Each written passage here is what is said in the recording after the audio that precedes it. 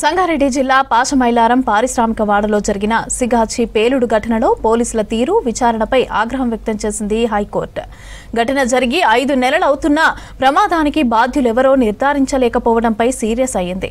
పేలుడు ఘటనపై దాఖలైన పిల్పై విచారణ చేపట్టిన న్యాయస్థానం దర్యాప్తు ఆలస్యం కావడంపై అసహనం వ్యక్తం చేసింది. ఇది సాధారణ ఘటన కాదని, 54 మంది కార్మికులు చనిపోయారని, ఇంత భారీ ఘటనకు దర్యాప్తు అధికారిగా డీఎస్పీని పెట్టడమేంటని ప్రశ్నించింది. 237 సాక్షులు విచారించినా దర్యాప్తులో పురోగతి శూన్యమని ఆగ్రహం వ్యక్తం చేసింది.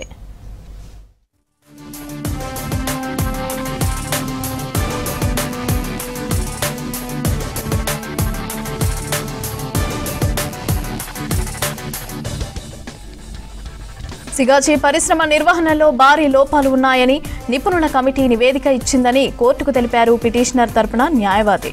నిబంధనలకు విరుద్ధంగా 17 టన్నుల సోడియం క్లోరైడ్ నిల్వ చేసినట్లు కమిటీ గుర్తించిందన్నారు.